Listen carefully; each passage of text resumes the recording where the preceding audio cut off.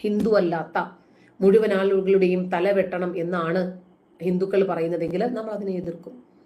ഇത് ലോകം മുഴുവനും മുസ്ലിം ആകണം, ഇസ്ലാം ആകണം, അതല്ലാത്തവരെ ഒന്ന് വച്ചു പൊറുപ്പിക്കാൻ പാടില്ല എന്ന് പറയുന്നത് കൊണ്ടാണ് നമ്മൾ അതിനെ എതിർക്കുന്നത്. ചില രാഷ്ട്രീയ മത നേതാക്കന്മാർ കലക്കവെള്ളത്തിൽ മീൻ പിടിക്കാൻ ശ്രമിച്ചു.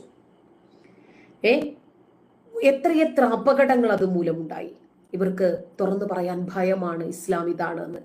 അങ്ങനെ കറുത്ത ചാക്കിൽ പൊതിഞ്ഞ് കണ്ണ് കെട്ടി വലയിട്ടു. തൊപ്പിയും ജുബയും ഇട്ട അലിഫ് സ്കൂളുകൾ വളർന്നു വന്നു. മതപഠനത്തിന് മാത്രം പ്രാമുഖ്യം നൽകുന്ന മതവിദ്യാലയങ്ങൾ പൊതുവിദ്യാലയങ്ങൾ എന്ന വ്യാജേന സ്ഥാപിക്കപ്പെട്ടു.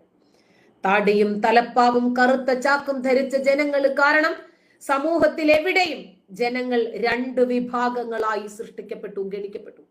പലയിടങ്ങളിലും ബോംബ് സ്ഫോടനങ്ങൾ നടന്നു, ബസ് കത്തിച്ചു. യഹോവ സാക്ഷികളുടെ സംറ കൺവെൻഷൻ സെന്ററിൽ